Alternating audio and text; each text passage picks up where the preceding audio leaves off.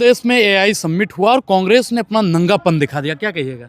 नंगापन देखो, नंगापन तो भारतीय जनता पार्टी दिखाती है। नंगापन जब दिखता है जब पेपर लीक होते हैं। नंगापन जब मेरे गरीब किसानों को, हमारे जो किसान भाई है, हमारे जो देश के गरीब है, उनके जब शरीर पे वस्त्र नहीं होते तब भी वो मेहनत करते हैं, दिन रात मेहनत करते हैं और उनको उनकी कमाई का इतना सा हिस्सा मिलता है। जैसे कि हमको जीएसटी हो, हर चीज़ पे करना होता है, तो वो नंगापन है। नंगापन ये है कि युवाओं को जॉब नहीं है। नंगापन ये है कि आपके देश में आपको शर्मसार, जो आप हमको बोल रहे हैं समिट में हमने देश की इज्जत को ख़राब किया, एटसेट्रा जो भारतीय जनता पार्टी बोल रही है, अरे शर्म तो आपको आनी चाहिए कि आपने रेप के जो केसेस है, महिलाओं के साथ जो अत्याचार के केसेस है भारत देश में सबसे ज़्यादा, ये आपका नंगापन है जो आप पूरे विश्व में दिखा रहे हैं। आप विश्व गुरु की बात करते हैं, ये विश्व गुरु कोई नहीं हो सकता अगर से आपके मतलब जो आपके देश में महिलाएं असुरक्षित महसूस करती है, राजधानी में असुरक्षित महसूस करती है, ताकि यहाँ की सीएम मुख्यमंत्री जो है, यहाँ की महिला है, वो नंगापन कर रही है महिलाओं के साथ। हम बोल सकते हैं कि उनको सुरक्षा ना दे के बाकी जितने स्टेट में रेप केसेस जितने बढ़ रहे हैं, वो दर्शाता है कि नंगापन क्या है। लेकिन मैडम, राहुल गांधी और कांग्रेस पार्टी को आज देशद्रोही बोला जा रहा है। देखो, जो जिनके पूर्वज हो, जिसके कांग्रेस पार्टी के पुराने नेता है, जो आज तक जिनके पर्चों पे नाम पड़ रहे हैं, रुपयों पे नाम है, महात्मा गांधी, ऐसे नेताओं के बारे में मुझे ऐसा लगता है कि वो जो बोल रहे हैं उनको पहले खुद ही वो नंगे है एक्चुअली। कौन नंगा है भाई? आपके स्वयं नरेंद्र मोदी जी नंगे। नरेंद्र मोदी की छाती 56 इंच की है। 56 इंच की होती तो आज वो पार्लियामेंट में आ गए होते। हाँ। थी उनमें, थी औकात थी उनमें आने मोदी में औकात ही नहीं है। नहीं है, बेशक नहीं है औकात तो आइए लड़े, खुद आए पार्लियामेंट में अपनी बातें रखे। अगर से आप एब्सेंट फाइल में आपका नाम नहीं था तो आप बताएं, रखें, आके बात करें। आप तो गायब भी हो गए हो। खतरा है मोदी जी को पार्लियामेंट में जी, खतरा। अच्छा, हाँ। और फिर ठीक है, चलो आज उनको आप बात कर रहे हैं कि महिलाओं को खतरा है, महिलाओं से प्रधानमंत्री को खतरा है, तो मुझे ऐसा लगता है भारतीय जनता पार्टी को, जहाँ भारतीय जनता पार्टी की सरकार है और भारतीय जनता पार्टी के लोगों से महिलाओं को खतरा है एक्चुअली। पूरे देश में जो ओलंपिक्स में महिलाएं हैं, खेल में महिलाएं हैं, एक्ट्रेस है, जो नॉर्मल महिला है, सभी को खतरा है भारतीय जनता पार्टी के लोगों से, भारतीय जनता पार्टी के जो कंधे पुरुष हैं उनसे।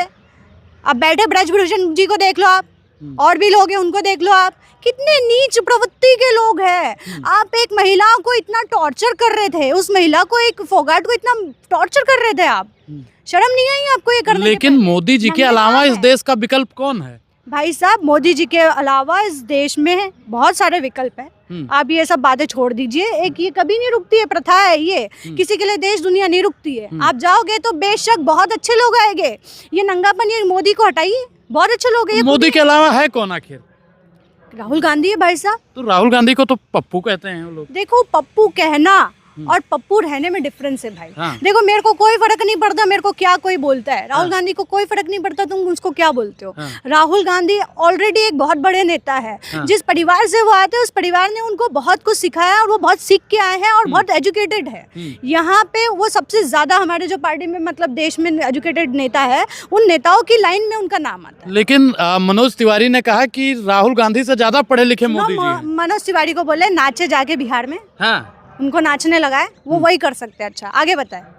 लेकिन मैडम, एक चीज आप बताइए कि एआई समिट में क्या जरूरत थी टी शर्ट उतार देने की? क्यों देशद्रोह कर रहे हैं लोग? जिसको देशद्रोह, पहले तो आप बंद कर दीजिए बोलना। जितना कोई और नहीं बोल रहा है, आप मीडिया के लोग बोल देते हैं देशद्रोह। और दूसरी बात रही कि आप सब मीडिया जो बिक चुकी है, मीडिया बिक गई है, ऑब्वियसली बिकी हुई है। मीडिया पर विश्वास नहीं है आप? बिल्कुल नहीं है। अंजना जी झूठ बोलती हैं। अरे एक नंबर की छोटी महिला है वो। रूबिका जी तो सच दिखाती है ना? अच्छा, दिखाती है? हाँ, दिखाती है। मुझे तो नहीं पता दिखाती है नहीं दिखाती है। मैडम, जितना भी चैनल पे बैठे हुए लोग हैं सब देश भक्त लोग हैं। बिल्कुल, ऐसे देश भक्त मैं चाहती हूँ कि जल्दी इनका खत्म हो इनका कार्यकलाप। तो बहुत हो गया, अब देश बहुत सरवाइव कर चुका है।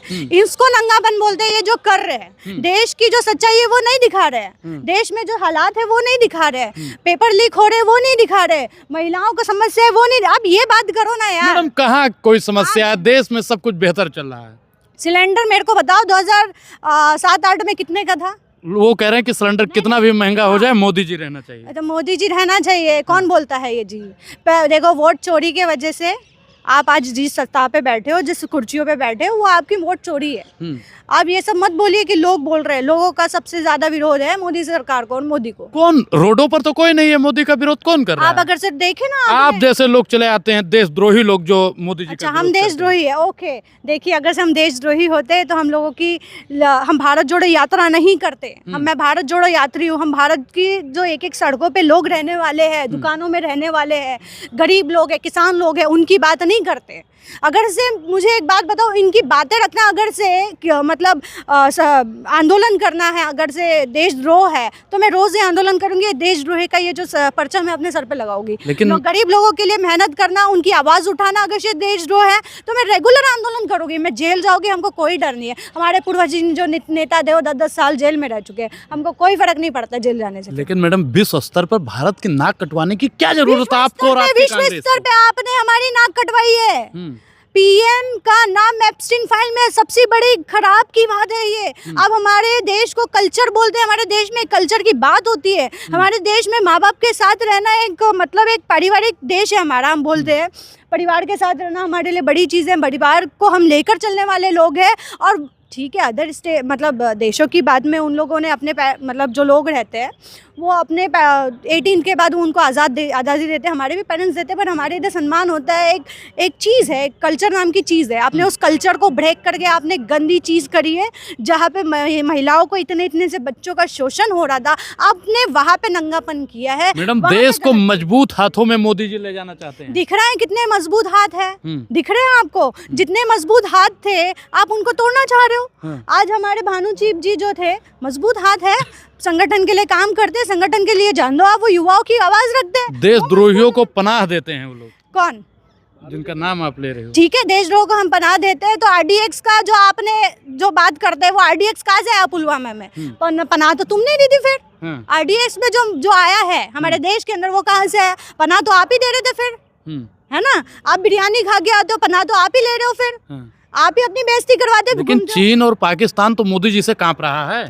अगर से कांपता तो चीन अपनी बॉर्डर बढ़ा नहीं देता, अपने लोग घुसा नहीं देता। आगे बोलिए मैडम, आप क्या कहना चाहते हैं कि मोदी जी तानाशाही कर रहे हैं? बिल्कुल तानाशाह है। अगर से विरोध करना हमारे हक मतलब लोकतंत्र में नहीं है तो ये तानाशाही है।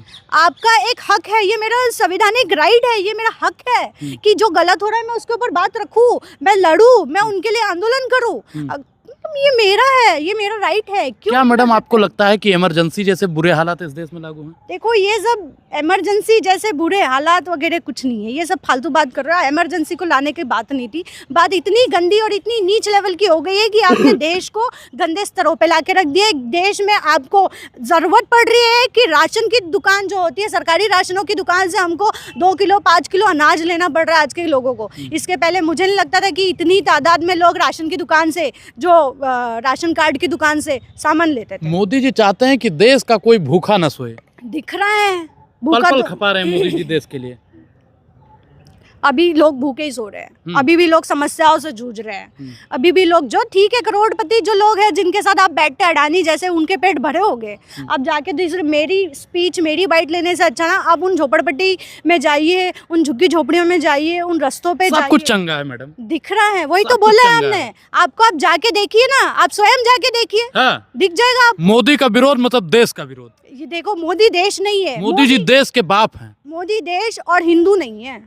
आप जो मोदी जी हिंदू नहीं है, नहीं है, हिंदू को ऐसा होता ही नहीं है हिंदू। मोदी जी क्या है फिर?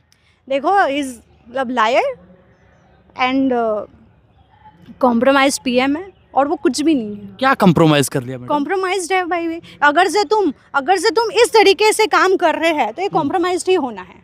क्या कॉम्प्रोमाइज कर लिया मोदी जी ने? कॉम्प्रोमाइज़ नहीं किया होता तो ट्रम्प की बातों का जवाब देते। ट्रम्प इतने बार आपको बोल रहा है कि आप ऐसे हो, आप वैसे हो, उनके नाम उनके बारे में बोल रहा है ट्रम्प की हाँ मतलब ये इंसान अच्छा है, ऐसा कुछ बोल दिया था अभी कुछ मैंने देखा था। कह रहे कि हम आपका करियर खत्म कर सकते हैं। हाँ यस, ये बोला था उनने। मैं चाहूँ तो उनका करियर खत्म कर सकता हूँ, भले इंसान है पर उनका करियर खत्म कर सकता हूँ करके। लेकिन ये भी तो कह रहे हैं मैडम कि Modi ji my best friend. हाँ तो भाई यही तो कॉम्प्रोमाइज है ना। आप क्यों लोगों के अधीन जा रहे हो? क्यों आप मतलब दूसरे मतलब देशों के अधीन रह रहे हो? क्यों? मैडम लास्ट में मोदी जी को आप क्या नसीहत देना चाहेंगे? मोदी जी अब माफ़ करिए, महिलाओं के ऊपर अत्याचार को बंद करिए, क्योंकि आप, मुझे लगता है कि जो टैरिफ जो ये जो है एप्सिन फाइल है, अब आपसे उम्मीद ही क्या करना है, सॉरी मैं करूँ कुछ आपसे उम्मीद कुछ नहीं है हम लोगों को। आप प्लीज़ अपनी आपको नैतिकता के आधार पर आज की तारीख में आपको इस्तीफ़ा दे देना चाहिए, क्योंकि आप लायक नहीं है कि आप प्रधानमंत्री की सीट पर बैठ सके। आपका एप्सिन जैसी, जहाँ पे घिनौना काम होता है महिलाओं के साथ, बच्चों के साथ, इतने नाजुक शिशुओं के साथ गंदा काम हुआ है, उन लोगों के साथ आप बैठे थे, उन लोगों के साथ उन फाइलों में आपके नाम है। तो मेरा आपसे विरोध है कि आप मतलब प्लीज़ आप जाए, आप छोड़ दीजिए, नैतिकता के आधार पे आपको इस्तीफा दे देना चाहिए। लेकिन मोदी जी इस्तीफा दे देंगे तो कुर्सी संभालेगा कौन? देखिए, आप कुर्सी की बात मत करिए, चुनाव लगा दीजिए, वापस लगा दीजिए चुनाव, देख लेंगे किसमें कितना दम है फिर।